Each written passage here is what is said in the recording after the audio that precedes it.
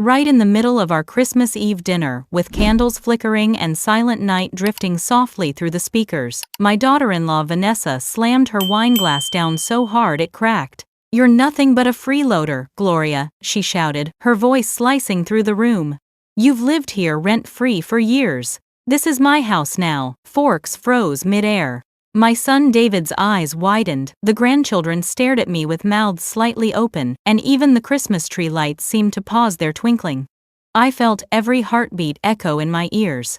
I gripped the edge of my napkin to keep my hands from trembling. It was supposed to be a night of peace and gratitude. Instead, it became a courtroom, where my worth was being put on trial. "Pack your things," Vanessa hissed. "Tomorrow morning I want you gone." My throat tightened, but I stayed silent. What no one knew, not even my son, was that the deed to this house still carried my name. If they wanted to throw me out on Christmas, I would let them.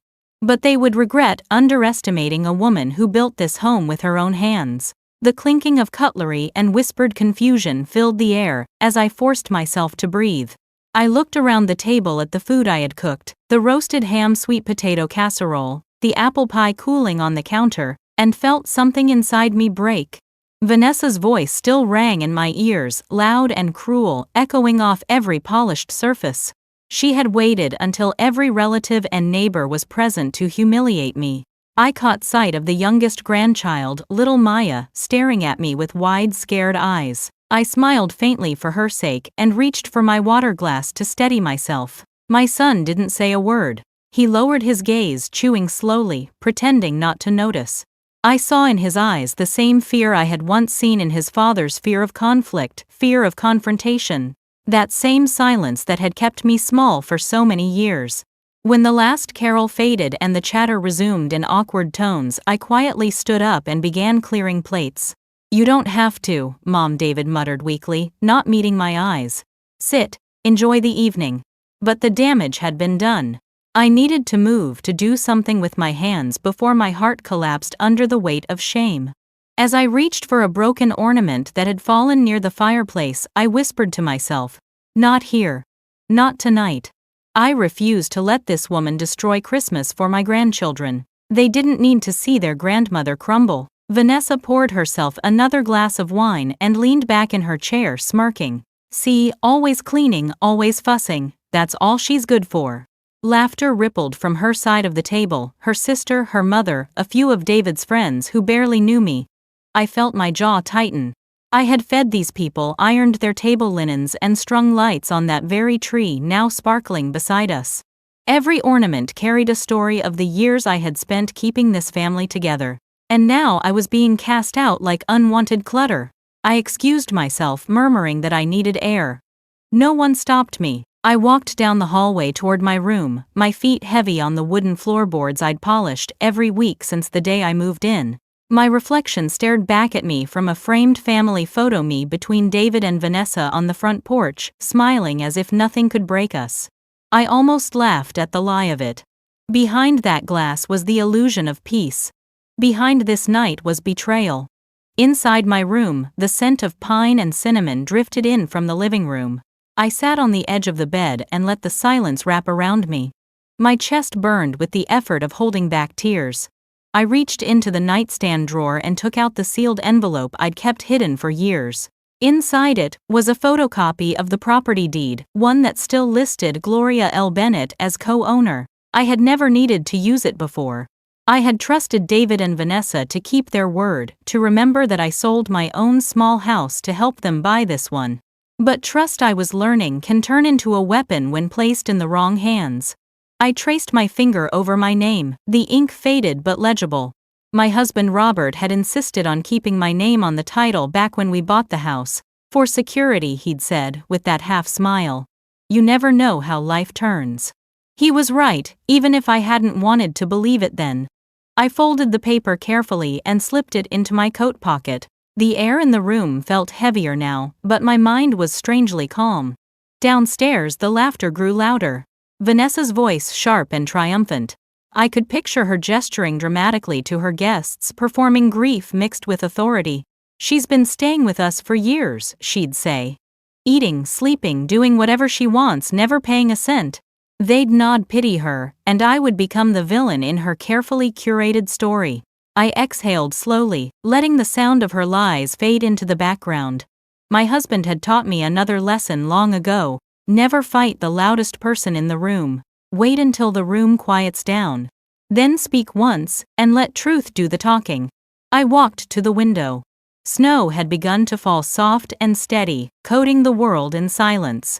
The street lamps glowed gold against the white. Somewhere in the distance, church bells began to ring midnight. I thought of the Christmases we'd shared before this one: Robert carving the turkey, David teasing me about over-decorating the tree, laughter spilling into the night. Now that laughter belonged to someone else, to a woman who thought owning my son meant owning everything he'd ever loved. I whispered into the glass, "You can have his dinners, his parties, his smiles, but you'll never have my dignity."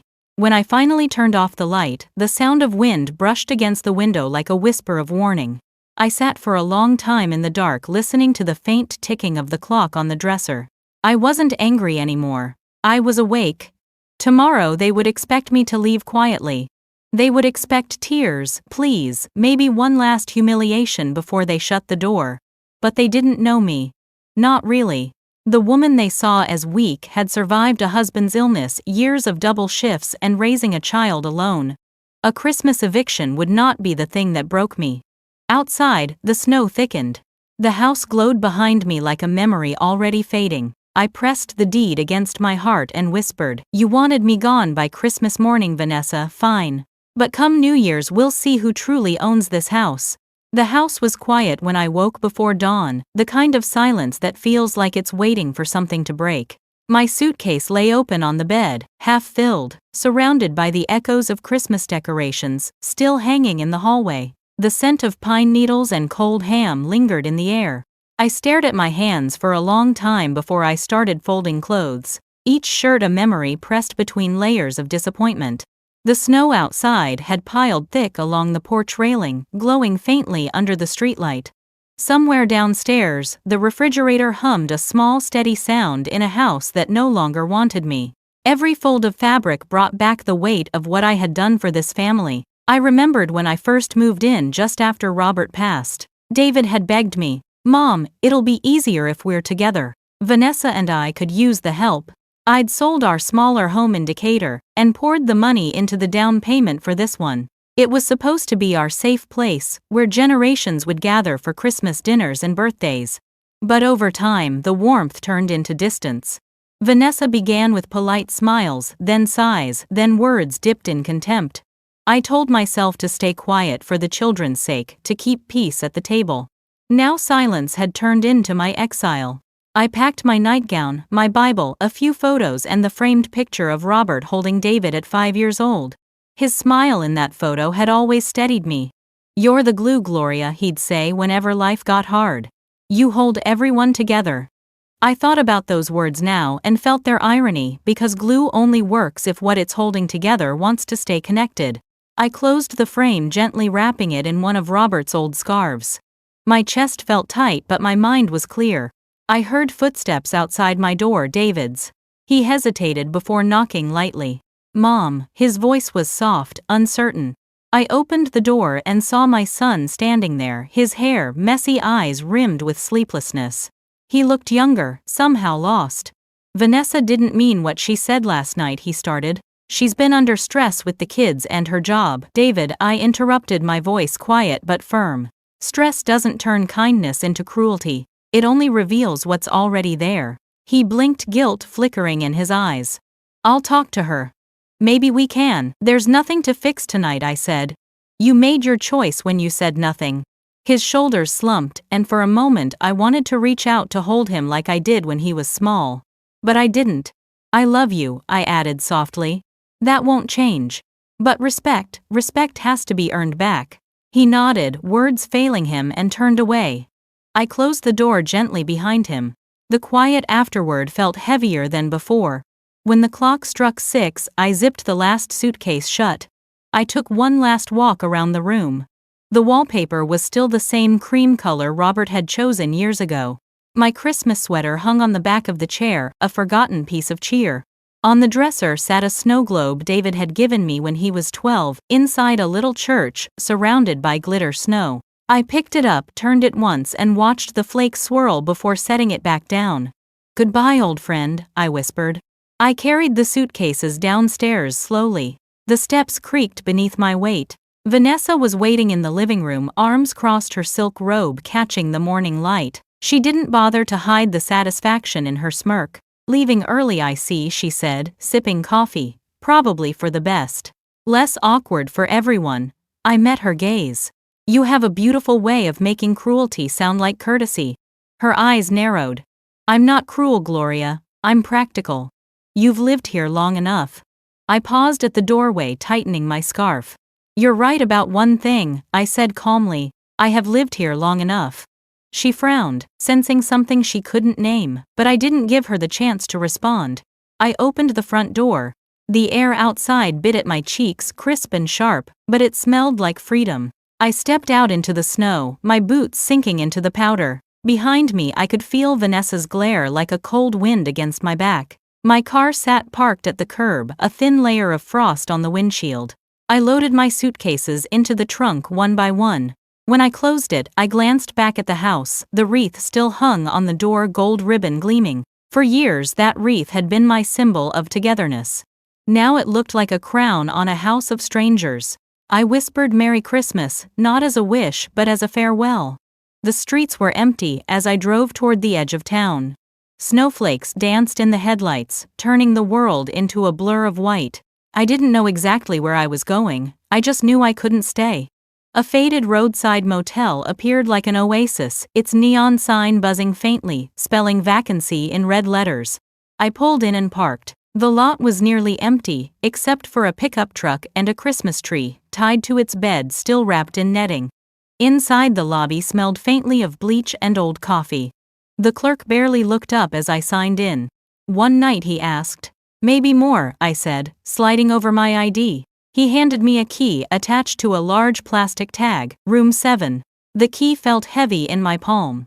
The room was small, the wallpaper peeling, the carpet worn thin. I dropped my bags by the bed and sat down.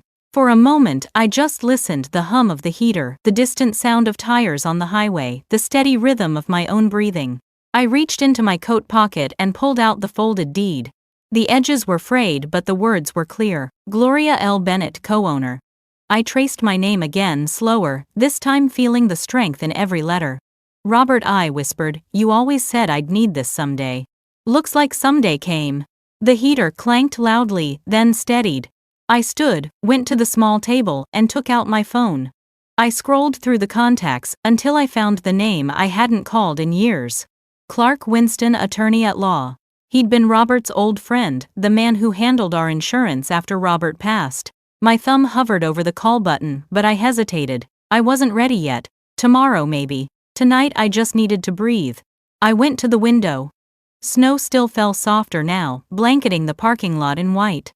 Across the road I saw a church, small, with a single bell tower and a string of lights along the roof. The sign read, Street Elora Community Church, Open Shelter, All Welcome.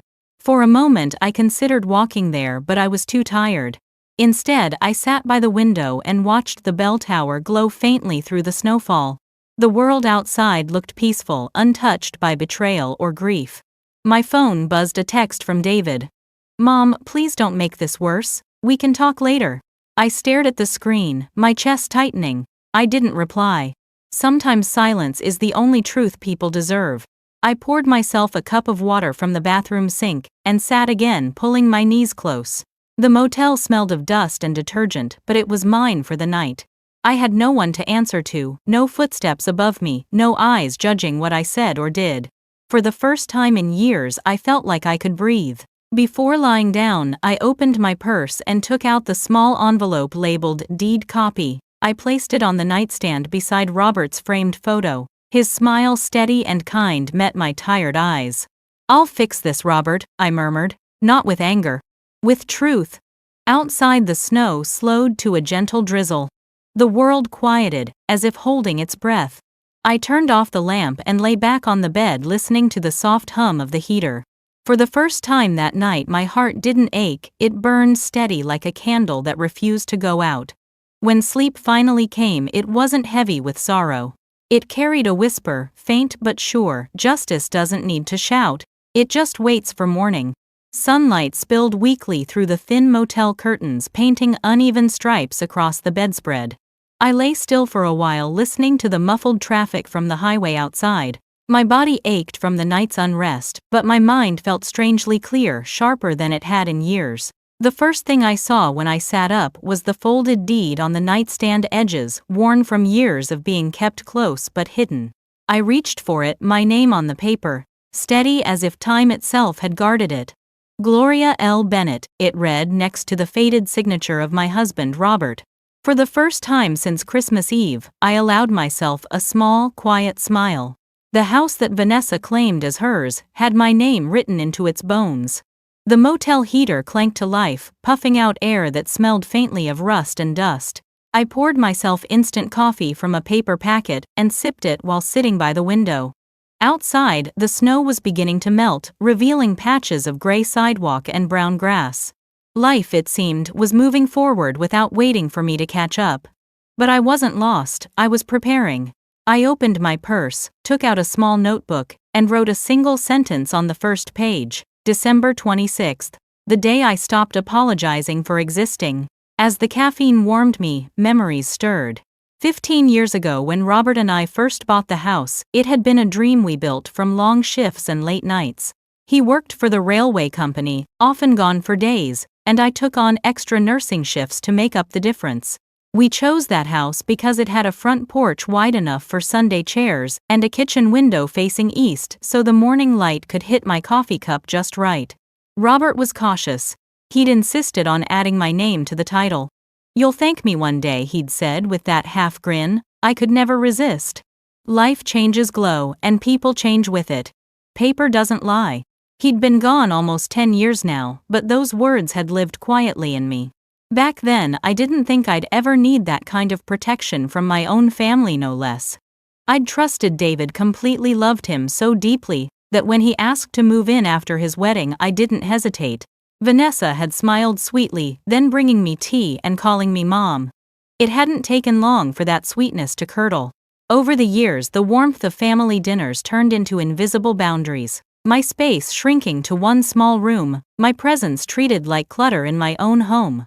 I had mistaken tolerance for love, and silence for peace. Now as I looked down at the deed, I realized Robert hadn't just given me legal ownership, he'd given me a lifeline, a way to stand when others wanted me to kneel. I wiped the condensation from the window, watching a car pull into the motel lot. A woman stepped out, bundled in a thick coat, heading toward the small church across the street. The bell in its tower chimed softly. For the first time in days, I felt something other than anger. I felt guided, as though Robert himself was whispering from beyond, "You still have a way forward, Gloria. Follow it." I reached for my phone, scrolling through the contacts, until I found his old lawyer, Clark Winston. My thumb hovered above the name. He had handled Robert's pension and insurance after the accident. We hadn't spoken in years. My heart pounded as I pressed call. After 3 rings, a calm male voice answered. "Winston Law Office." "Clark," I said softly, "this is Gloria Bennett, Robert's wife." There was a brief pause, then warmth filled his tone. "Gloria, my goodness, it's been ages. How are you holding up?" "I've seen better Christmases," I said, trying to keep my voice steady. "I need your help, Clark. It's about the house, Robert and I's old property. I think my name might still be on the deed." "That's not something we leave to think," he said gently. "Do you have the documents?" "I do. I kept them safe." He exhaled, and I could hear papers shuffling on his end. "Then come by tomorrow morning, 10 o'clock. I'll check the county record myself before you arrive." "Don't worry, Gloria. Robert always kept things in order." "Thank you," I whispered, a lump forming in my throat. When the call ended, I sat still, phone resting on my lap, the faint hum of the heater filling the silence. For the first time since being told to get out, I didn't feel small, I felt steady. That afternoon, I bundled up and walked across the road to Street Elora Church. The smell of baked bread and wax candles greeted me as soon as I stepped inside. Warm air wrapped around me, and for a moment I just stood there breathing in the comfort of it. A woman with silver hair and kind eyes looked up from a folding table stacked with soup containers. "You look like you could use a cup," she said. "I'm Grace Pastor here." "Gloria," I replied, shaking her hand. "And yes, I could use something warm." She poured me a cup of coffee and gestured toward the small group of women chatting nearby. "We're just cleaning up from our Christmas shelter drive. Sit with us a bit." I hesitated, but something about her tone disarmed me. I joined them, women in their 60s and 70s, laughing softly, their faces lined, not just with age but with endurance. They asked me where I was from, and when I told them, Grace's smile faded slightly. "That's not far," she said. "But you look like you've traveled farther than a few miles." I took a sip of coffee and said quietly, "My daughter-in-law told me to leave my home on Christmas Eve." The table fell silent. One woman reached across and touched my hand. "Honey, that's cruel," she said softly. Another shook her head. "Happened to my sister." Family can wound deeper than strangers. Grace leaned forward, her voice firm but gentle. "Child storms come to shake us, not break us." "You still standing?" "I think so," I said. "Then you're stronger than most." Their words settled over me like a quilt. For the first time in years, I didn't feel invisible. We talked for another hour about children, love, loss, and the quiet strength it takes to keep living when the world tries to erase you. Before I left, Grace handed me a small notebook wrapped in a ribbon. "Write it down," she said. "The truth, the pain, all of it. When people forget, the paper remembers." That evening back at the motel, I sat by the window with the notebook open. On the first page I wrote December 26th Street, Elora. Found women who carry storms in their hands and still pour tea for strangers. The church bell rang in the distance, a sound of comfort rather than sorrow. As the night settled in, I pulled out the envelope Robert had left with the deed. Inside, tucked behind the papers, was a small silver key I hadn't noticed before, tied with a faded ribbon. My breath caught. There was a tag attached. "Safe deposit, First Bank of Marietta." I turned it over, tracing the familiar handwriting. Robert's. A note in his careful script: "If life ever turns cruel, this will lead you home." I held the key in my palm, my heart pounding. All this time I thought the deed was my only safeguard. But Robert had left me more, a secret, a safety, a whisper from the grave that said he had never stopped protecting me. I looked at his photograph and smiled through tears.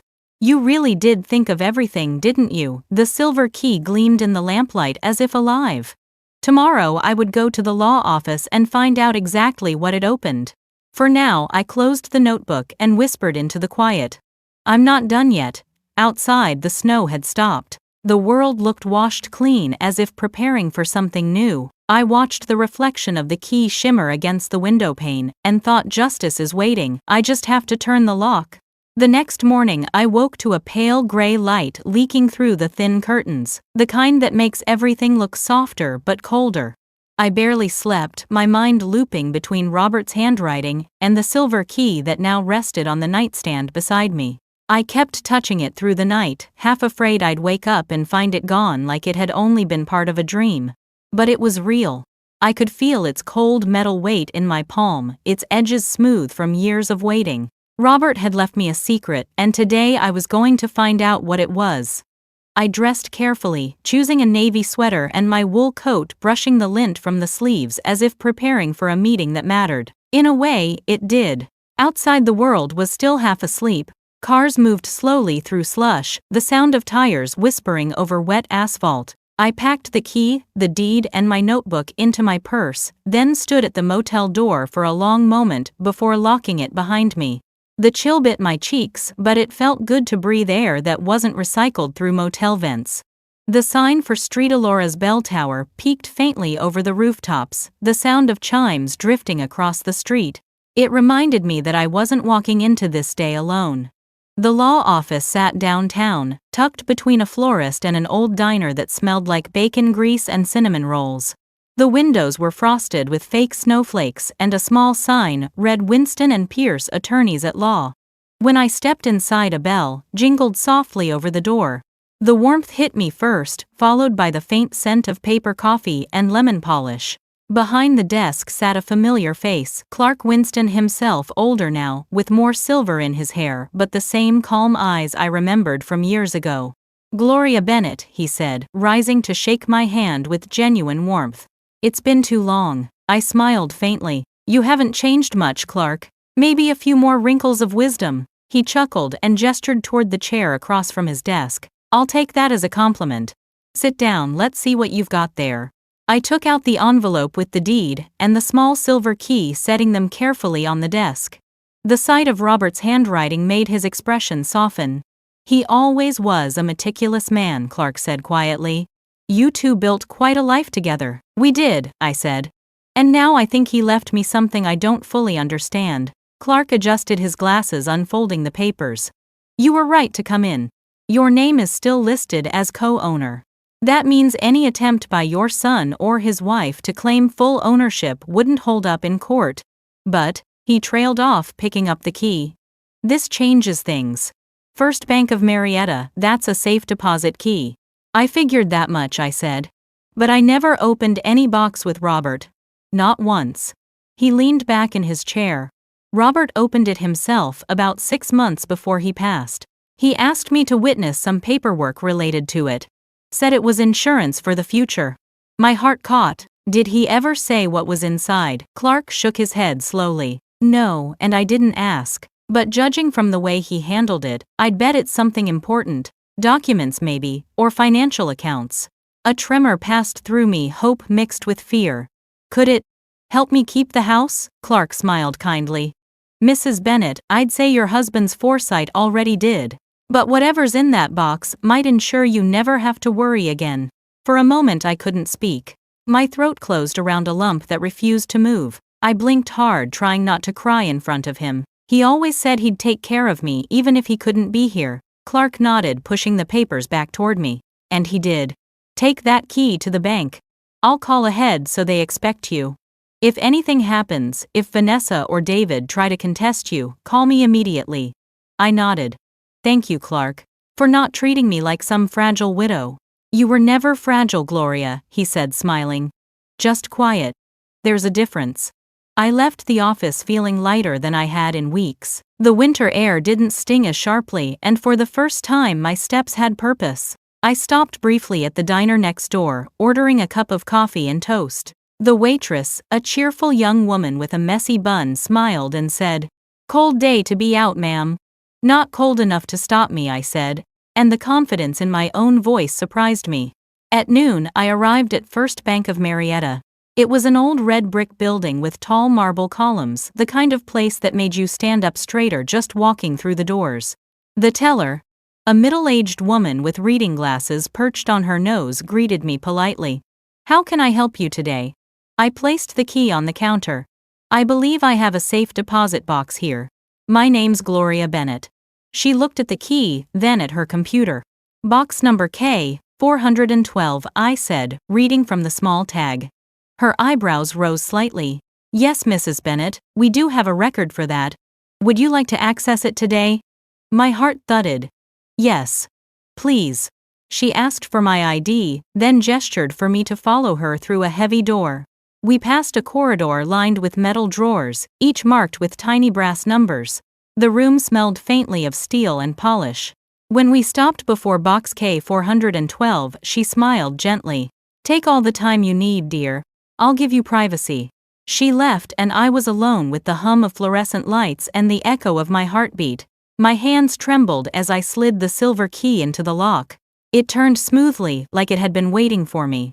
The box was heavier than I expected. I lifted it onto the small table and took a breath before opening the lid. Inside lay a brown envelope, thick and neatly sealed with Robert's handwriting across the front. "For Gloria." Beneath it were several folders, tied with twine, and something that looked like a small journal. My vision blurred for a moment, and I had to steady myself before touching anything. With shaking hands, I opened the envelope first. The letter inside was written in his familiar script, slightly shaky but unmistakably his. "My dearest Gloria, if you're reading this, it means I'm not there to explain.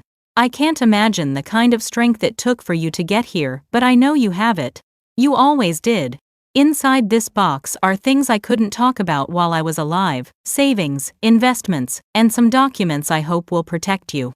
But more importantly, there's proof of what I feared might come: Vanessa's intentions toward the house. I saw things, glow, messages, hints. I didn't want to believe them, but I couldn't ignore them either. I kept copies quietly.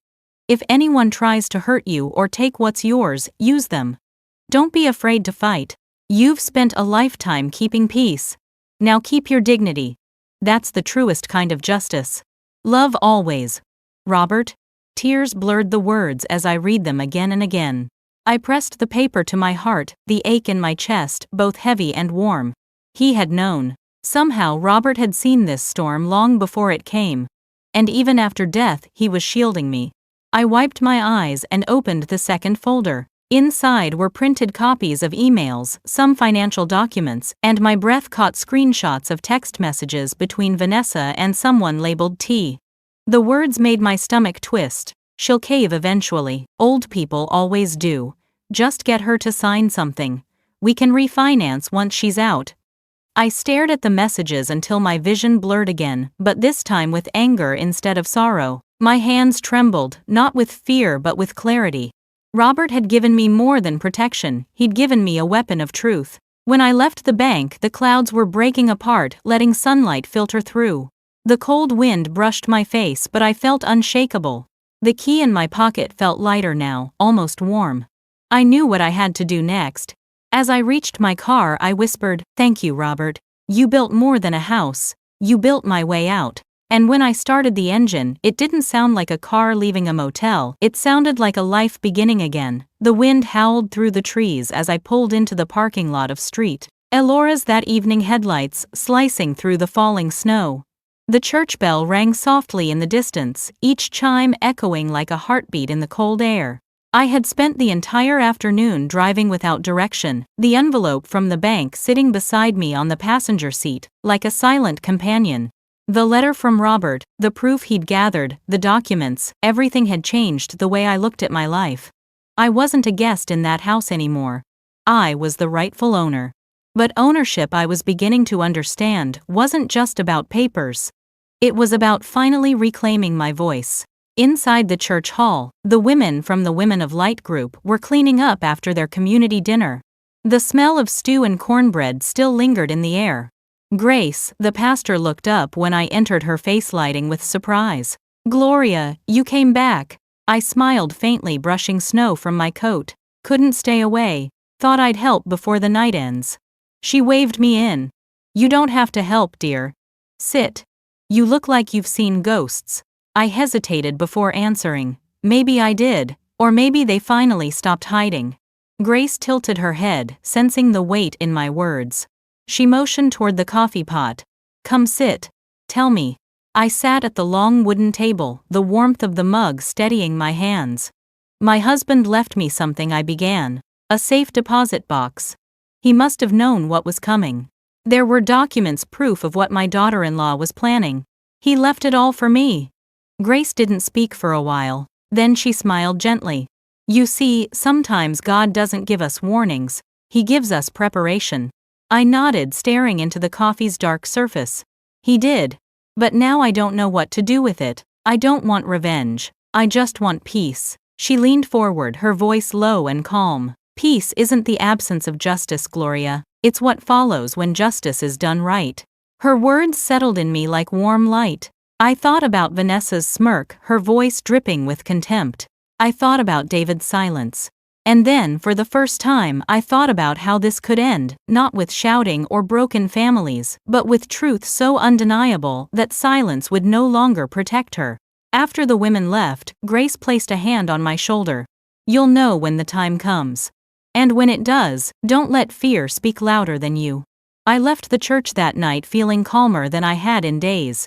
The sky had cleared, stars glinting faintly above the dark rooftops. I drove back to the motel with the heater blasting, and my thoughts untangling like threads in the quiet. The world outside was cold, but inside me something had started to thaw. When I returned to my room, I laid the papers out on the bed, the deed, the emails, Robert's letter. I took my notebook and wrote at the top of a new page, December 28th. The line between forgiveness and weakness. My pen hovered there for a long time. Then I began writing everything I remembered from the last few years, the conversations, the small cruelties, the gradual erasure of my place in that home. It wasn't for the court or for anyone else, it was for me, a record of what silence had cost. Around midnight I received a text from David. "Mom, can we talk tomorrow? Vanessa wants to apologize." I stared at the words for a long moment. It wasn't the apology that surprised me, it was the timing. The woman who had thrown me out of her house on Christmas Eve now wanted to talk. I typed a single reply. "Tomorrow. Noon. At the house." Then I placed the phone down and turned off the light. Sleep didn't come easily. My mind replayed Robert's letter, the things he had written about Vanessa, the way he had seen her true face long before I dared to. He'd known yet, he'd chosen not to tell me, maybe to protect my peace. I whispered into the darkness, "I'll finish what you started, Robert. But I'll do it my way." Morning came gray and heavy. I dressed simply dark pants, a white sweater, my wool coat. When I looked in the mirror I didn't see the fragile widow Vanessa thought she could push around. I saw someone steady, composed, a woman who had weathered worse storms than this one. The silver key still hung from a ribbon around my neck. It felt like armor. When I arrived at the house, the driveway was clear of snow, but the air between us was colder than the frost. Vanessa stood at the door wrapped in a cream shawl, her expression unreadable. "Gloria," she said softly. "Come in, please." The living room looked exactly as I had left it, immaculate and soulless. The Christmas tree still stood in the corner, lights blinking mechanically. The smell of cinnamon candles clung to the air, masking the tension beneath. David sat on the couch, eyes downcast, his hands clasped tightly together. Vanessa motioned to the seat across from her. "I want to start by saying I'm sorry. I was emotional. Things were said that shouldn't have been." I met her eyes. "You didn't just say things, Vanessa. You meant them." She hesitated. "Maybe I did, but that doesn't mean I want this feud to continue. It's bad for the family, bad for the kids. We all need to move on." "Move on," I repeated softly. "You mean forget?" David spoke up, his voice thin. "Mom, please, let's just keep things peaceful. It's the holidays." I looked at him, my only son, and saw the frightened boy still trapped behind his grown man's face. "Peace isn't pretending nothing happened," I said quietly. "It's facing what did." Vanessa sighed dramatically. "Fine. If you want closure, then let's talk. You helped us buy the house, yes. But that doesn't mean you own it. You never asked for your name to be on anything. You just assumed." I smiled slightly. "Assumptions are dangerous, Vanessa, especially when they're wrong." I reached into my bag and pulled out a folded document, laying it gently on the coffee table. "This is the original deed. Robert made sure both our names were on it. You might want to read the signature line." Vanessa's expression faltered as she leaned forward, scanning the paper. The color drained from her face. "That's impossible." "Nothing about this is impossible," I said evenly. "You've spent years building your castle on someone else's foundation." David stood up suddenly.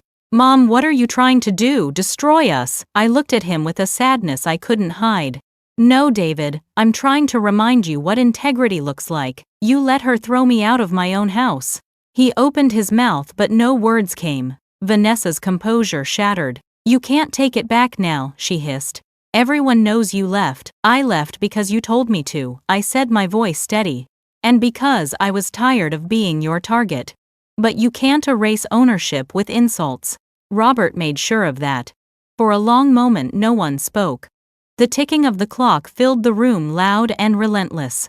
Then Vanessa's voice cracked, low and sharp. "So what now? You're going to kick us out?" I met her gaze without blinking. "No, not yet. But you're going to stop treating me like a burden. And you're going to remember that the roof over your head exists because of my husband's faith and my sacrifice." Her eyes glistened with anger or fear, I couldn't tell. "You wouldn't dare." I rose slowly, gathering the papers. "You still don't know me, Vanessa. I don't need to shout to be heard." I turned toward the door, pausing only once to look back at David. "I'll give you time," I said softly, "to remember who built this family and who tried to tear it apart." Then I stepped outside, the winter air biting but clean. The snow had started again, soft flakes landing on my coat. I walked to my car feeling neither victorious nor bitter. I felt awake, alive and unafraid. Justice wasn't about revenge, it was about remembering who I was before they tried to make me forget.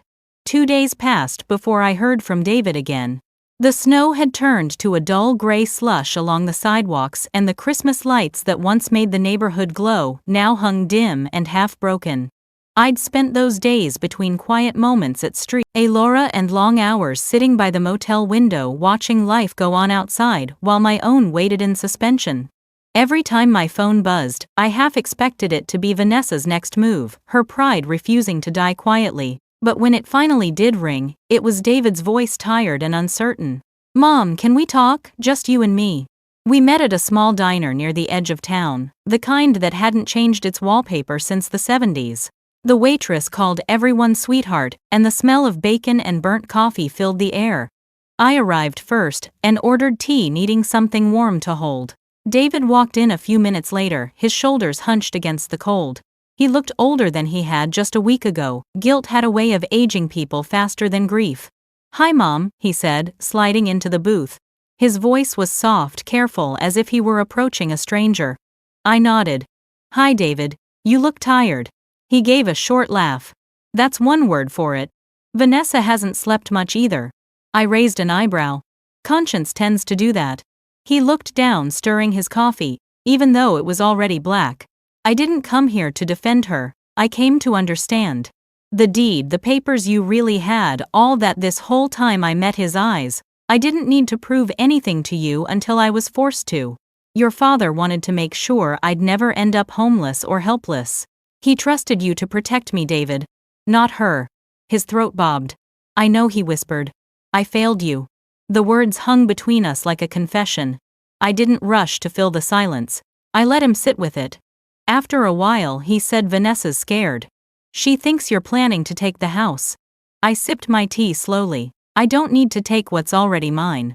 He flinched, as if my calmness cut deeper than any accusation. "She's not bad, Mom. She thinks you look down on her. She thinks kindness is weakness," I corrected. "And she mistook silence for surrender. But I'm done being quiet." He leaned forward, desperation flickering in his eyes. "Please don't make this worse. She's been different since that night. Cold. Distant. I don't want to lose my family." I reached across the table, my hand brushing his. "You already did, David. You lost it when you let her tear yours apart." He looked like a boy again, shoulders slumped, eyes glassy. "I just wanted peace." "So did I said softly. "But peace built on lies isn't peace at all. It's decay covered in tinsel." The waitress came by, refilling our cups. Neither of us thanked her. We just sat there, trapped between love and regret. After a long pause, David said quietly, "She's been calling around lawyers. She's looking for a way to challenge the deed." My grip tightened on the cup. "So she wants a war?" He shook his head quickly. "No, she's panicking. She doesn't want to lose everything. I'm asking you, please don't escalate this. Give me time to calm her down." "Calm her down," I repeated, unable to stop the bitter laugh that escaped. "David, that woman humiliated me in front of my grandchildren. She called me a parasite. She kicked me out on Christmas Eve. And now she's afraid of losing something she never owned." His voice cracked. "Mom, please. She's my wife. And I'm your mother," I said, quieter but sharper. "You may have chosen her, but you don't get to erase me." He didn't answer. Outside, the snow began again, tapping lightly against the diner window. I watched a young couple walk by, their hands entwined, laughing under their breath. Once upon a time, that had been David and Vanessa, two hopeful kids who believed love was enough. I wondered when it turned into this. I finished my tea, set the cup down carefully. "Tell her to stop looking for lawyers," I said. "Because the next time she tries to drag my name through mud, she'll find her own footprints in it." He swallowed hard, nodding. "I'll talk to her." When he stood to leave, he hesitated. "Mom," he said softly, "I don't think she can win against you." I gave him a faint, tired smile. "I'm not fighting to win, David. I'm fighting to exist." He looked away, then walked out into the falling snow, his figure fading between the streetlights. I sat for a while after he left, staring at the empty booth across from me. The tea had gone cold, but my resolve hadn't. That evening, I drove back to the motel and sat by the window, the lamp casting a weak circle of light across the table. I opened my notebook and wrote, "When silence breaks, truth speaks louder than revenge." Then I pulled out my phone and scrolled through my recordings, voice memos from the last few days, notes to myself, fragments of thoughts I didn't want to lose. And then an idea formed, steady, deliberate. The next morning I went to an electronics store and bought a small voice recorder, thin and black, disguised as a pen. I held it in my hand and thought about Vanessa's voice, sweet as honey in public, sharp as glass in private. She hid behind politeness, but words like hers had sharp edges. I planned to collect every one of them. That night I returned to the house. I didn't call first. I knew she wouldn't turn me away, not with neighbors watching. When she opened the door, her painted smile froze for just a second. "Gloria," she said too brightly, "I wasn't expecting you." "I won't stay long," I replied. "I just came to clear a few things." She stepped aside reluctantly. The living room was spotless as usual. Candles burned on the mantel, the smell of vanilla thick in the air. I set my purse on the coffee table, careful to slide the pen recorder from its clip and press the top. A small red light blinked once before turning invisible. Vanessa folded her arms. "If this is about the house again, it's about respect," I interrupted. "And the lack of it." Her eyes narrowed. "You're really not going to let this go, are you?" "Should I?" I asked. "After everything," she exhaled sharply. "You act like I'm the villain. You moved in, took over, and made us feel like guests in our own home. You think because you're older, you get to control everything." I watched her carefully, memorizing every word, every tone. "I think I said slowly that decency doesn't have an expiration date." She scoffed. "You're lucky I haven't called the cops for trespassing. You're nothing but a guest here, Gloria." The air thickened between us. I didn't flinch. "Be careful, Vanessa. Words like that have a way of finding their way back." She laughed, cruel and careless. "I'm not afraid of you. You're just an old woman clinging to a past that doesn't belong to you anymore." I smiled faintly, my heartbeat steady. "Maybe. But sometimes the past owns the future." She rolled her eyes and turned away. "I'm done talking, please leave." I picked up my purse, slipping the recorder back inside. "Thank you for the chat," I said, my tone even. "You've given me exactly what I needed." Her brow furrowed, confused. "What does that mean?" But I was already at the door. I stepped out into the cold night, snowflakes landing softly in my hair. I didn't look back. The wind stung my cheeks, but the ache in my chest had finally quieted. I knew what I had now wasn't just a recording, it was proof. Proof that I wasn't crazy, that I hadn't imagined her cruelty, that truth when captured becomes its own kind of justice. Back at the motel, I replayed the audio in the dark. Her voice hissed through the tiny speaker, clear as glass. "You're nothing but a guest here." I listened twice, then saved the file under one word: evidence. Outside, the snow fell silently, blanketing everything in white. I watched it from the window, feeling calm, almost serene. For the first time in a long while, I wasn't afraid of what came next. I didn't need revenge. I had something stronger: the truth. The phone rang just after noon, startling me out of my thoughts. I'd been sitting at the small motel table sorting through papers and receipts when David's name flashed across the screen. For a moment, I hesitated. After everything that had been said, I wasn't sure I wanted to hear his voice. But something in me, maybe the same stubborn love that had raised him, made me answer. "Mom," he said quietly, "can we talk again, please? Not about Vanessa, not about the house. Just us." His tone caught me off guard. It wasn't defensive this time. It sounded raw, almost broken. I closed my notebook and took a deep breath. "All right. Where there's a cafe near the park," he said. "The one with the red awning." 2:00, I agreed, though my stomach tightened. There were wounds between us that no apology could heal overnight. Still, I went. Some parts of motherhood refused to die even after betrayal. The cafe was small, warm, and smelled of coffee and cinnamon. Outside, the snow had turned to mist, the kind that clings to your coat and softens the world. David sat at a corner table, his hands wrapped around a mug. When he saw me, he stood too quickly, nearly knocking over his cup. "Mom," he said, pulling out a chair for me. "Thank you for coming." I nodded, settling across from him. "You said it was just us, so talk." He studied me for a moment, as if trying to measure how much of the woman sitting before him was still the mother he remembered. "I don't even know where to start," he said. "Everything's falling apart. Vanessa's furious, the kids keep asking where you are, and he broke off, rubbing his forehead. "I just wish we could go back to before all of this. Before you let your wife throw me out on Christmas Eve," I asked gently. He flinched. "I deserve that." "Yes," I said. "You do." For a long moment we sat in silence, the clink of cups and low murmur of strangers filling the space between us. Finally he said, "I didn't mean for it to go that far. You know, I've never been good at standing up to her. I just wanted peace." "Peace," I repeated. "That's what your father used to say when he didn't want to argue. But peace without respect isn't peace, David. It's surrender." He stared down at his hands, his wedding ring glinting under the cafe light. "I know that now." His voice cracked. "I've been a coward." I looked at him, the boy I'd once bandaged, scraped knees for the man who now carried guilt like a chain.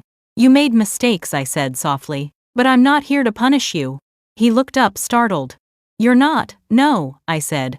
"I'm here to remind you who you are. You were raised by people who worked for everything they had. You watched me care for your father through illness, and you saw what love looked like when it cost something. Don't trade that for comfort." His eyes welled. "I'm so sorry, Mom. I thought keeping quiet would keep everyone together." I reached for my cup, my voice steady. "Silence doesn't keep families together, David. It only hides the cracks until everything collapses." He nodded slowly, tears slipping down his face. For a brief moment I saw the little boy who used to run to me when thunder scared him. My heart ached. I wanted to reach across the table and pull him close, but I stayed still. Sometimes love meant letting someone sit in the truth they'd avoided. After a moment he said, "Vanessa told me about your visit. She's terrified now. She thinks you're planning something." I lifted an eyebrow. "Terrified of what? Honesty. She said you had a recording," he continued, lowering his voice. "Is it true?" I met his gaze. "It's true." His jaw tightened. "She's scared it'll ruin her reputation." "Please, Mom, if there's any chance to fix this, fix it," I interrupted, my tone even. "David, I'm not the one who broke it." He sighed, defeated. "She's been losing sleep. She told me you'd never forgive her. That you'll use whatever you have to destroy her." I leaned back in my chair. "Destroy her? No, I'm not like her. But I will protect myself. I spent too many years pretending patience was virtue, when it was really fear." He ran a hand through his hair. "I don't even know who I'm supposed to believe anymore." "Believe the facts," I said, "not the performance." He looked at me confused. "What do you mean?" I took a slow breath. "When people show you who they are, behind closed doors, that's the truth.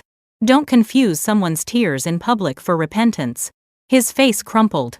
"You really think she doesn't love me?" "I think she loves what you give her," I said quietly. "The comfort, the name, the stability. But love that humiliates your mother isn't love, it's ownership." He swallowed hard. She told me you planned this all along. That you moved in to control us." I let out a small humorless laugh. "Control, David? I moved in to help, to babysit, to cook, to fill the empty spaces in your home when you were too busy. I gave up my own house so you could afford yours. The only thing I ever tried to control was keeping this family from falling apart." His shoulders sagged. "I see that now. I was blind." "No," I said. "You just didn't want to see." He sat in silence, staring at the table. Outside, the clouds had begun to break, weak sunlight spreading across the street. When he finally spoke, his voice was barely above a whisper. "What happens now?" "Now," I said, folding my hands. "Now you choose what kind of man you want to be. The one who hides behind someone else's cruelty, or the one who makes things right." He nodded slowly, tears streaking down his cheeks. "I'll try, Mom. I swear I will." "I know you will," I said. "But trying won't be enough if she doesn't stop. Tell her this, if she keeps pushing, I'll push back harder. I have more than words now. I have proof." He paled. What kind of proof? The kind that speaks louder than her lies, I said simply. Tell her that. He stared at me for a long moment, then whispered, "You've changed." I smiled faintly. No, David. I just stopped pretending to be smaller than I am. He reached for his coat, fumbling for words that wouldn't come. I don't know how to fix this. Start by not letting her destroy what's left of you, I said. And remember, respecting me doesn't mean betraying her. It means remembering who raised you. He nodded again, wiping his eyes, then stood and left. I watched him go, feeling the ache of love and loss twist together inside me. When I stepped outside, the air was sharp with the smell of melting snow. I pulled my scarf tighter, the wind brushing my face like a warning and a blessing at once. I looked up at the gray sky and whispered, "I forgive you, David." But forgiveness doesn't mean forgetting. That night, back in the motel, I listened once more to the recording of Vanessa's words. Each sentence felt like a blade, dulled by repetition. But instead of pain, I felt purpose. Her voice dripping with arrogance. "You're nothing but a guest here" wasn't just an insult anymore, it was evidence. I saved it again, renaming the file Echoes. Then I wrote in my notebook, "Justice isn't loud. It builds quietly, one truth at a time." Before turning off the light, I whispered to the darkness, "You were right, Robert. People change, but paper doesn't lie." Outside, the snow began again, falling softer, this time as if the sky itself was trying to cleanse what had been broken. I closed my eyes and let sleep come, knowing that the next time I stood in that house, I wouldn't be the one apologizing. The phone rang early that morning, sharp and unexpected. I was pouring coffee into a chipped motel mug when the sound made me flinch. The number on the screen was unfamiliar, but I answered anyway. "Gloria Bennett," I said softly, my voice still thick with sleep. "Gloria, it's Vanessa." I froze. Her voice was sweet, too sweet, like syrup covering something sour. "Vanessa," I said slowly. "What a surprise. I think we should talk," she said. "Face to face. It's time we settle everything peacefully. For David's sake and the kids. Come by the house this afternoon. I'll make coffee." The way she said it made my stomach tighten. The words were soft but the edges were sharp. "Peacefully," I repeated almost to myself. "All right, I'll come." When I hung up, the room felt smaller, like the walls had leaned in. I stood for a long time staring at the mug in my hand. Peaceful meetings don't begin with manipulation. But something in her tone told me this wasn't a truce. It was a test, and maybe a trap. I set the mug down, opened my drawer and took out the black pen I'd bought 2 days ago. Sleek, harmless looking, its tiny red light blinked once when I pressed the top. The sound was faint, but to me it was deafening. I turned it off and slipped it into my purse. "If she wants to talk," I murmured, "then let her words speak for her." At noon I drove back to the house I had once called home. The snow had melted into patches, the air crisp and clean, but heavy with memory. My hands trembled slightly as I gripped the steering wheel. Every window of the house gleamed, every curtain neatly drawn. It looked perfect from the outside, like all lies do. Vanessa opened the door before I could knock. Her face was painted in calm tones, makeup flawless, her lips curved into a smile that didn't touch her eyes. "Gloria," she said, stepping aside. "I'm glad you came." I walked past her into the living room. Everything looked the same, too much the same. The furniture had been rearranged slightly, as if she'd tried to erase any trace of my time there. The framed photos on the mantel were all of her, David and the children, none of Robert, none of me. "Coffee?" she asked, gesturing to the kitchen. "Sure," I said. My voice was steady, but my pulse wasn't. I placed my purse carefully on the table, making sure the pen inside was angled toward her seat. She poured the coffee into 2 white mugs and sat opposite me. "I've been thinking a lot about what happened," she began, her tone measured. "It got out of hand. Things were said in anger. Things I repeated. Like calling me a freeloader, or telling me to leave my own house." She waved a manicured hand. "Let's not dwell on the past. You have your pride, and I have a family to protect. Surely we can find middle ground." "Middle ground," I said quietly, "is hard to stand on when one side keeps kicking." Her smile faltered, then returned, brittle and bright. "You're not making this easy, Gloria." "I wasn't invited for easy," I said. She leaned forward. "Look, I know you have some kind of proof, papers, maybe even recordings. You wouldn't be so calm otherwise. But think about what you're doing. If you try to use anything against me, it'll only hurt David and the kids. Is that what you want? To destroy your own son's family? My stomach twisted, but I kept my face blank. What I want, I said, is the truth, to stop hiding. Vanessa sighed, exasperated. You're impossible. You act like I've ruined your life, but all I ever did was take care of my own family. By throwing out the woman who built it. Her eyes hardened. You didn't build it, Gloria. You were a guest who overstayed her welcome. David and I made this house a home. You just lingered. For a second, the air seemed to leave the room. I could feel the words sink into me, familiar and cruel. You really believe that? I said quietly. She shrugged, sipping her coffee. It's the truth. I kept quiet out of respect for David, but you made it unbearable, always hovering, always interfering. You think because you're older you deserve control, but you don't. Not here. I set my cup down slowly, the porcelain clinking against the table. My heartbeat thundered in my ears, but my voice was calm. You should be careful with your words, Vanessa. They have a way of echoing back. She laughed lightly, almost mockingly. Echo all you want, Gloria. No one will believe you. You're just a bitter old woman who can't stand losing relevance. I leaned forward slightly, just enough for my voice to carry. I don't need anyone to believe me. I just need them to hear you. Her eyes narrowed. What's that supposed to mean? I stood, smoothing my coat. You'll find out soon enough. Don't threaten me, she snapped. You can't scare me. I'm not trying to, I said, turning toward the door. I'm just done being silent.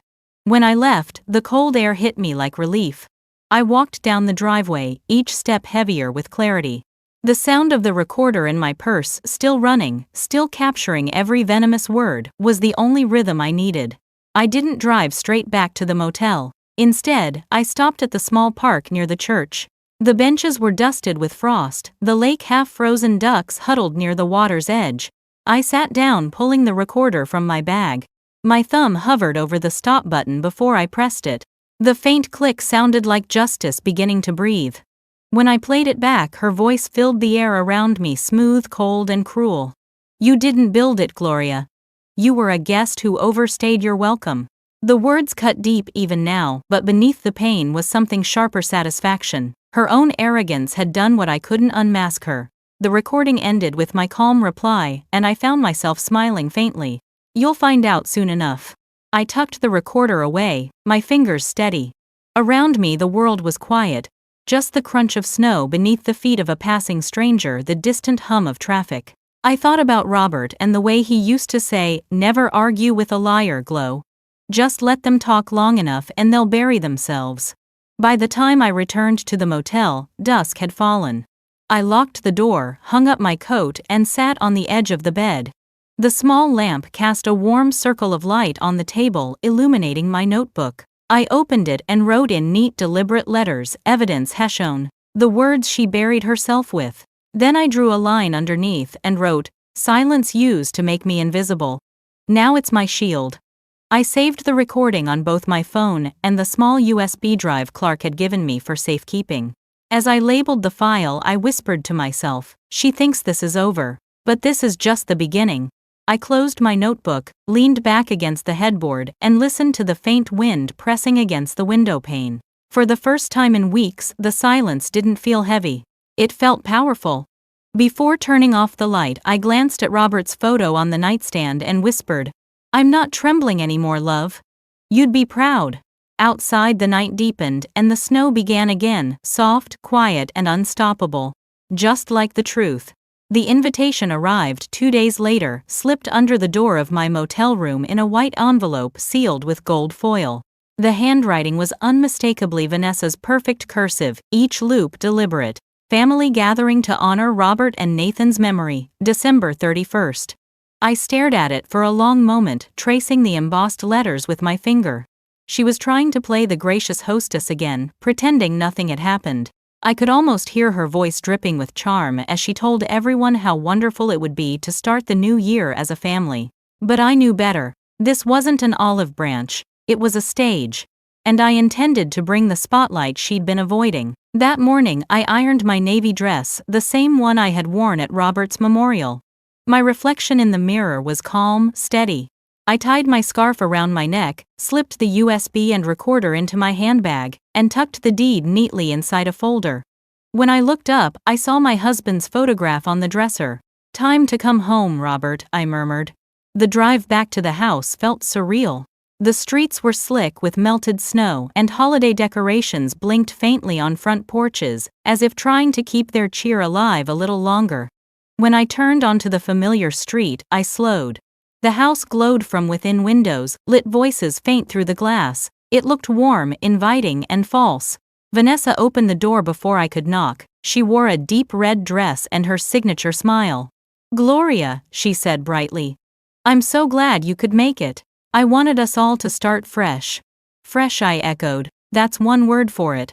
She didn't respond, only stepped aside so I could enter. The living room shimmered under candlelight and crystal ornaments. Every inch was staged. The food arranged like a magazine spread the scent of vanilla and pine heavy in the air. Family members and neighbors filled the room, holding glasses of champagne, their laughter brittle and polite. I saw David across the room, looking tense.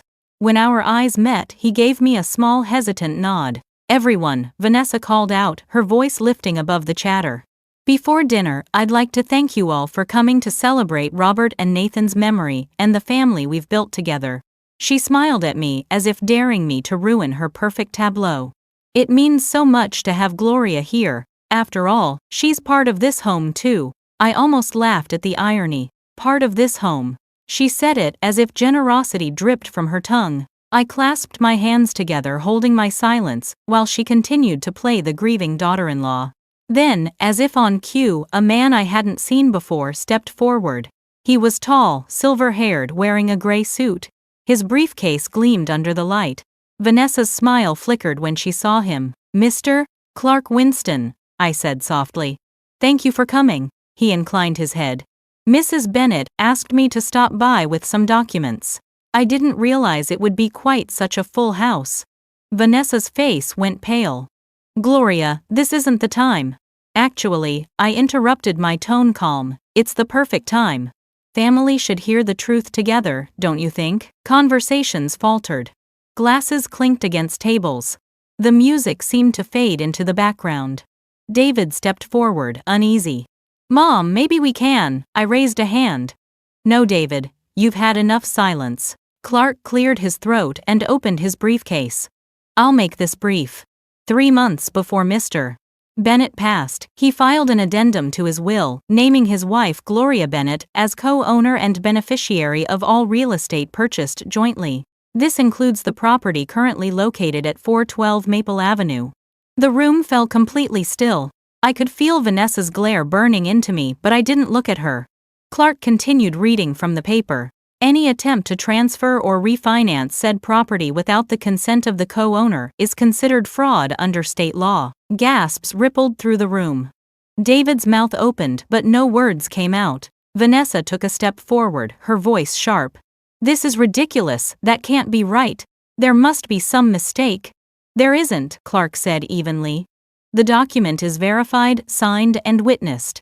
It's been on file for over a decade." Vanessa's composure cracked. "You're lying. She's trying to take everything from me." I finally turned to her. "I don't need to take what's already mine.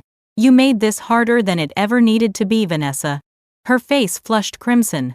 "You manipulated him. You probably forced him to change it." Before Clark could respond, I reached into my purse and pulled out the recorder. "Do you want to talk about manipulation?" I asked. "Let's play something." The click of the recorder filled the silence. Then her voice spilled into the room, smooth and venomous. "You didn't build this house, Gloria. You were a guest who overstayed your welcome." Her words echoed against the walls, clear and undeniable. Every face turned toward her. Someone near the back muttered, "My God." Another whispered. She said that Vanessa froze her mouth, parting her charm. "Gone." "That's out of context," she shouted. "She's twisting everything." "Really?" I asked softly. "Because it sounds very clear to me." David's face had gone white. "Vanessa," he said quietly, "tell me you didn't." She reached for him, desperate. "You have to believe me, she's framing me." Clark closed his briefcase. "Mrs.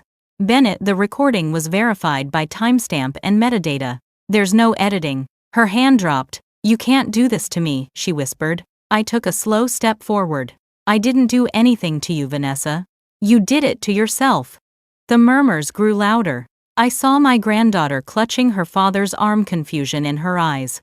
The scene was unraveling exactly as Vanessa had planned it never would. "I didn't come here to shame anyone," I said, my voice rising just enough to reach the back of the room. "I came because I was told to leave this house. I came because my husband's name and mine were dragged through the mud. I came because I'm tired of women like me being told to stay quiet and grateful while others rewrite our stories." No one spoke. Even the air seemed to hold its breath. Vanessa's mask had crumbled completely. She stood trembling, clutching the edge of the table, like a child caught in her own lie. "I loved you like family," I said, softer now. "But family doesn't throw you out on Christmas and call it justice." Clark nodded slightly toward me. "Mrs. Bennett, the documents are in order. You have full legal standing. If you wish, we can proceed with eviction notice, but I'd advise giving her time." "I will," I said. 30 days, no more." Vanessa's eyes filled with tears, real or not I couldn't tell. "You can't do this," she whispered again. I turned toward the door. I already did. When I stepped outside, the night air hit me like a baptism. The snow had begun falling again, thick and soft, catching in my hair and lashes. Behind me, voices rose in a confused hum, accusations, apologies, silence. I didn't look back. Under the streetlight, I stopped for a moment and closed my eyes. I thought of Robert, of the home we built, of the love that had outlasted deceit. "Justice," I whispered, "you finally showed up." I walked toward my car, each step sinking into the snow, leaving prints that would soon disappear. For the first time in years, I didn't feel like a visitor in my own life. I felt like a woman coming home. The news spread faster than I expected. By morning, half the neighborhood knew what had happened at the memorial dinner. Some called it a scandal, others whispered it was long overdue. I didn't care what they called it. For the first time in years, I woke up without fear pressing against my chest. The light coming through the motel curtains felt cleaner somehow, like justice had cracked open the sky. But I also knew the storm wasn't over. Women like Vanessa don't lose quietly. I was stirring sugar into my coffee when the phone buzzed again. Clark's name flashed on the screen. "She's filing something," he said before I could even greet him. "Defamation, maybe trespassing. Her attorney called me an hour ago." I took a slow breath. "Of course she is. Let her try. She's grasping at air," he continued. "The court documents will crumble the moment they see the deed and the recording, but I wanted you to know." "I appreciate that, Clark," I said. "What should I do?" "Nothing rash. Stay calm. She's trying to shake you." I smiled faintly. "Then she'll be disappointed. I don't shake anymore." When the call ended, I sat still for a long time, the coffee cooling between my hands. I could picture Vanessa pacing her pristine kitchen, seething, plotting her next move. The image didn't fill me with anger. It filled me with clarity. I had been pushed into a corner for too long. Now every step she took was digging her own hole deeper. Later that afternoon, I walked to Street Elora. Grace was in her office sorting donation letters, and when she saw me, she smiled knowingly. "So," she said, pouring tea, "the truth finally found its voice." "It did," I said, sitting across from her. "But Vanessa isn't done. She's trying to paint me as the villain now." Grace leaned back, eyes thoughtful. "People who live in lies panic when the light hits them. Don't chase her darkness. Let her run into it herself." Her words calmed me, but only slightly. There was still an ache, not from fear, but from disappointment, the kind that only comes from realizing how far love can fall when mixed with greed. That evening, I returned to the motel and found a letter taped to the door. My name was scrawled across the envelope in angry strokes. Inside was a single printed page: "Cease and desist all slanderous actions. You will hear from my attorney." No signature, just the initial V. I folded it neatly, tucked it into my purse, and smiled. "Then I guess I'll hear from them," I whispered. The next day, I met Clark at his office downtown. He'd already drafted our response. "We'll counter with documentation of property ownership, the verified audio file, and evidence of attempted fraud," he said, his tone matter of fact. "If she wants a legal war, we'll give her one she can't win." "Will this get messy?" I asked. He looked up from his papers. Messy, yes. But not dangerous. You have the law, and more importantly, the truth. His confidence steadied me. I signed what needed to be signed, initialed what needed initials, and left the office with a folder of duplicates. Each page felt like armor. The following week was a blur of phone calls, emails, and waiting. Vanessa's threats grew louder but emptier. She told neighbors I'd forged documents, told friends that grief had made me vindictive. Every lie she told was another thread she tangled around herself. Then one gray morning, Clark called again. "You'll want to hear this," he said. The court dismissed her filing. No evidence, no standing. And here's the part you'll enjoy: the judge opened an inquiry into her handling of your husband's accounts. That's what happens when you push too hard. I didn't laugh, but I smiled quietly. So it's over, for her, hardly. But for you, yes. You're cleared, everything stands. When I hung up, I sat at the small motel table and stared at my hands. I thought I'd feel triumphant, but what I felt was peace, gentle, weightless peace. Still, something told me it wasn't enough to win quietly. Some truths needed to be spoken aloud, not for revenge, but for remembrance. The next day, Clark called again. Vanessa's attorney requested mediation, informal, off the record. She wants to meet. I almost laughed. Of course she does. She's not used to losing. We met at his office 2 days later.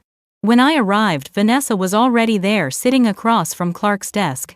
Her face looked pale, drawn tight around her eyes. The arrogance was gone, replaced by something brittle. She didn't meet my gaze. "Mrs. Bennett," Clark began, his voice calm, "thank you for coming. Mrs. Reynolds has asked for this meeting to discuss resolution." Vanessa's fingers twisted around a handkerchief. "Gloria the First, I didn't mean for things to get so ugly. The stress, the press, the lawyers, it's destroying David. We just need to make this stop." I studied her for a moment, her voice trembling just enough to sound rehearsed. "You mean you need it to stop?" I said. She flinched.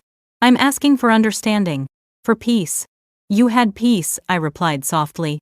"You used it as a weapon." Her eyes filled and she turned to Clark. "She's twisting everything again. I just want this behind us." Clark set down his pen. "Then perhaps you should consider withdrawing all current claims in writing." Vanessa hesitated, glancing at me. "If I do, will she leave me alone?" "I don't bother those who stop lying," I said. "That's always been the deal." The room was silent except for the faint ticking of the clock. Finally she reached for the pen and signed the agreement. When the ink dried, I looked at her, really looked at her. For the first time, she didn't seem like my enemy. She just seemed lost, a woman hollowed out by greed and fear. "Vanessa," I said quietly, "you should know I don't hate you. I pity you. Because you built everything on lies and now you have to live in the ruins." Her mouth quivered but no sound came. She gathered her purse and left without another word. After she was gone, Clark exhaled. "Well, that's done." I nodded. "No, Clark. That was necessary. Done comes next." Outside, the wind had softened. I stood on the steps of the red brick building and watched cars glide past on the wet street. People hurried with umbrellas and coffee cups, moving through their own small storms. I thought about Robert and the quiet faith he'd had in me. About all the women who'd been told to swallow their pain for the sake of family. When I got back to the motel, I took the folder Clark had given me and placed it on the bed. The papers inside were proof, yes, but they were also something else. Closure. I lit the small candle I kept by the window and watched the flame flicker. David called that evening. His voice was heavy but calmer. "Mom, it's over. She signed everything. She's moving out next month." "I know," I said softly. "Clark told me." "I don't know what to say," he murmured. "Thank you for not destroying her." "David," I said, "I never wanted destruction. I just wanted the truth to have a place to live." He was quiet for a long time. "Can I visit you tomorrow?" "I'd like that," I said. After the call ended, I turned off the light and sat in the glow of the candle. The snow had started again, falling gently outside the window. I thought about all the battles I'd fought with silence, and how it had finally spoken for me. Justice didn't roar like thunder. It whispered, slow and patient, until even the guilty had to listen. David came by the next afternoon, carrying a grocery bag, and the kind of nervous energy that comes when someone isn't sure if they're welcome. I opened the door before he could knock twice. The snow had melted into a wet drizzle, and he stood there, shivering hair, damp face, pale. "Come in, David," I said. "You'll catch cold."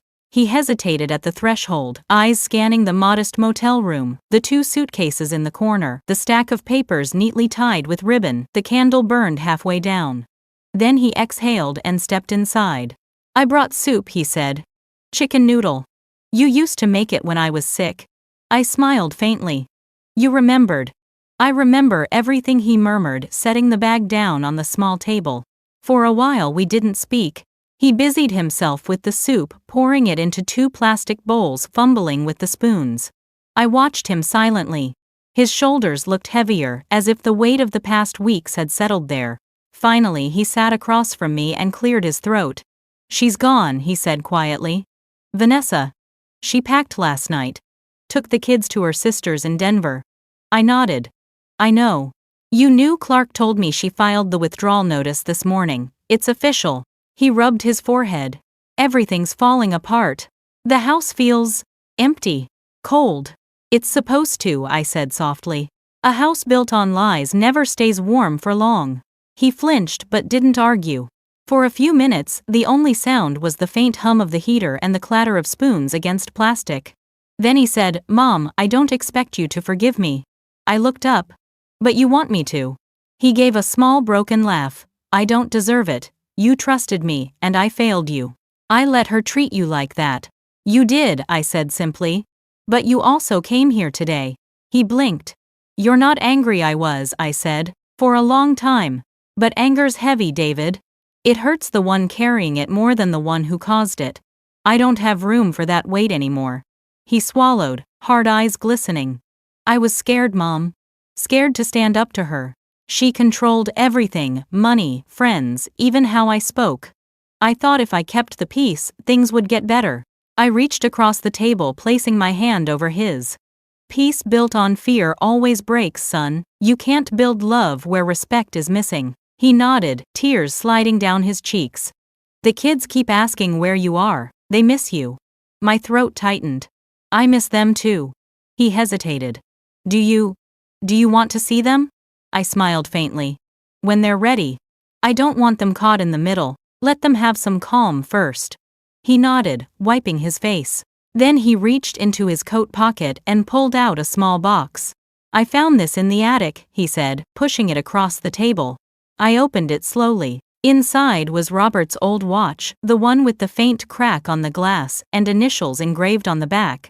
My breath caught. "Where did you—" "It was in a drawer she'd locked," he said. "I think she meant to sell it." I traced the letters with trembling fingers, R, B, to G, B.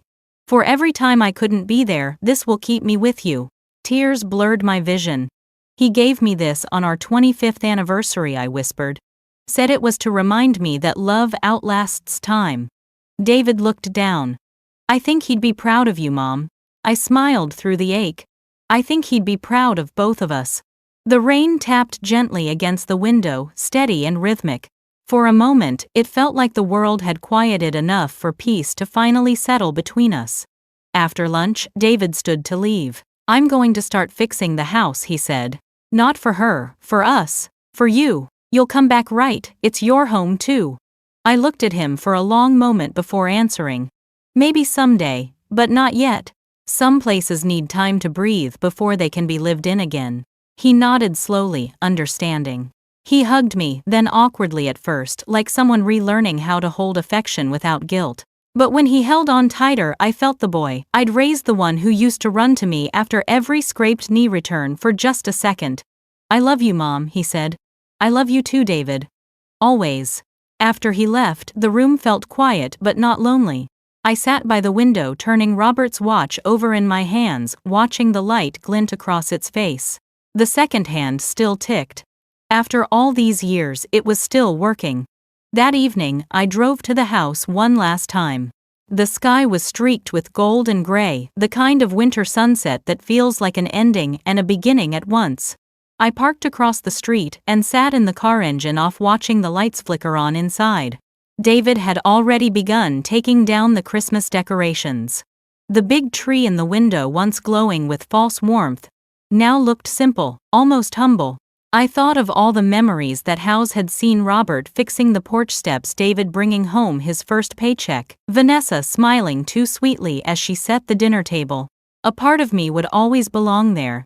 But another part knew it was time to move on. I stepped out into the cold and walked up to the porch. The snow crunched beneath my boots. From my purse I pulled out a small envelope. Inside was the original deed, now officially in my name alone. I slipped it through the mail slot with a short note attached: "Keep it safe. It's not just wood and walls, it's history, ours." Then I turned and walked away. I didn't look back. The air was sharp, but it carried something new: freedom maybe, or forgiveness. As I drove away, the city lights shimmered in the distance and I felt lighter than I had in years. When I returned to the motel, I packed my things slowly. The suitcases that once held pain now held possibility. The papers, the recorder, the USB, all of it went into a small box I labeled "Proof of Survival." I didn't know yet where I'd go next. Maybe a small apartment near the park, maybe somewhere warmer. It didn't matter. Before bed, I wrote one last line in my notebook: "Sometimes justice isn't loud or cruel. Sometimes it's just a quiet woman locking her door, knowing she finally owns her peace." I closed the notebook, placed Robert's watch beside it, and turned off the lamp. The steady ticking filled the room, marking the end of a long, painful chapter. Outside, the rain had stopped. The world was still waiting. And for the first time in a long time, so was I. The new apartment smelled faintly of lavender and fresh paint. Sunlight streamed through wide windows that overlooked the small park across the street, where children chased each other in coats too big for their tiny frames. I stood by the glass with a mug of tea in hand, letting the warmth seep into my palms. It had been 3 weeks since I left the motel, and for the first time in years I woke up without waiting for the next crisis to hit. The silence here wasn't heavy, it was healing. The living room was still sparse, but it felt right that way. A single green armchair by the window, a bookshelf with Robert's old law journals, and a framed photograph of us on our wedding day. Beside it sat another frame: David and the kids at the park last summer, their laughter frozen in sunlight. On the coffee table lay my notebook, the pages filled with memories that once bled pain, but now read like lessons. A knock at the door broke my thoughts. When I opened it, Grace stood there smiling in her soft gray coat. "I hope I'm not intruding," she said, holding up a small potted fern. "A little life for your new home."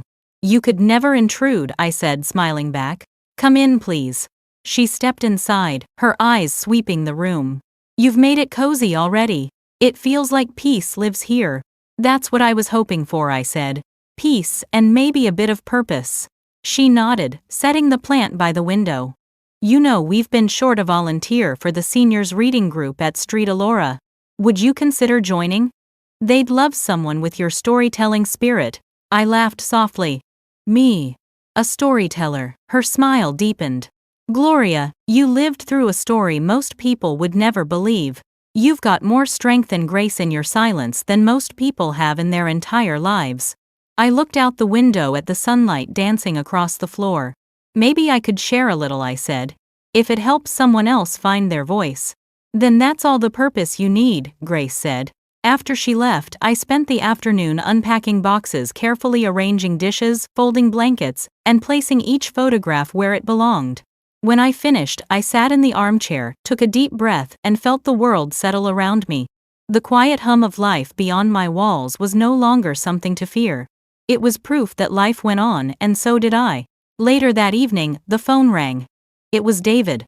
"Mom," he said, sounding lighter than he had in months. "The kids want to come over this weekend. They've been talking about you nonstop." My throat tightened, but I smiled. "I'd like that very much." "We'll bring dinner," he said. "No arguments this time." "Fine," I said, pretending to sigh. "But I'm making dessert. Some traditions stay." He laughed, a real unguarded laugh. "Deal. Oh, and Mom, thank you. For everything." After the call ended, I stayed by the window watching the park below. The lamplight shimmered through the branches and a small voice inside me whispered, "You made it." The ache of the past hadn't vanished, but it had softened into something almost gentle, a reminder, not a wound. A week later I stood before the group at Street Alora. A dozen women sat in folding chairs, their faces lined with age and wisdom. Some held knitting needles, others coffee cups.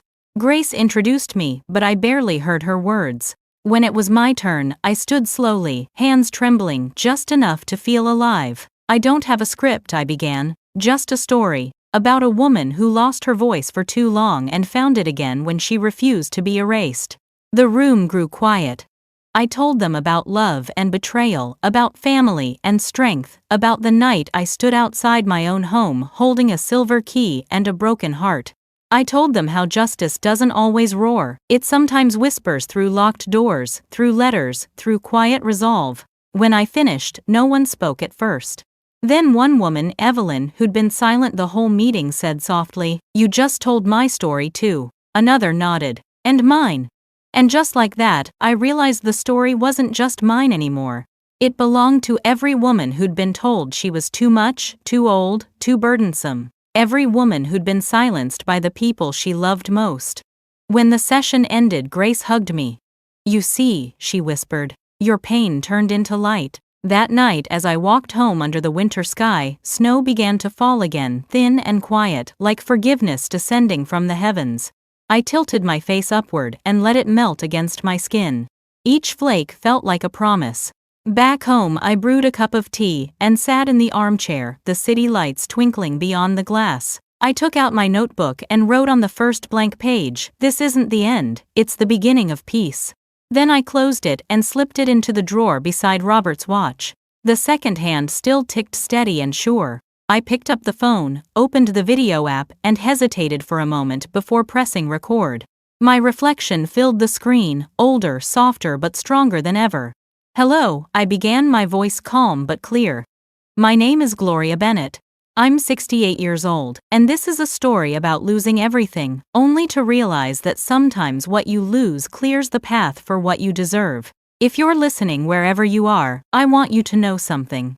You are not weak for being kind. You are not foolish for loving deeply. And you are never too old to stand up and say, 'Enough.'" I smiled, tears brimming.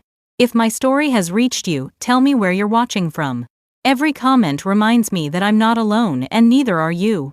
And if this touched your heart, don't forget to like, share, and subscribe so these stories of strength can find others who need them. I ended the recording and set the phone down beside the candle. The flame flickered gently, casting light on the wall where the shadows used to linger. Outside, the snow fell thicker now, covering the park benches and rooftops. The city glowed beneath it, quiet but alive. I leaned back in my chair, sipping the last of my tea, and felt a soft, certain peace settle inside me. Robert's watch ticked on, marking the time between what was lost and what was found. And for the first time, I didn't dread the sound. It was music, reminding me that even after the longest winter morning still comes. Wherever you are, I thought, may you find your own morning too.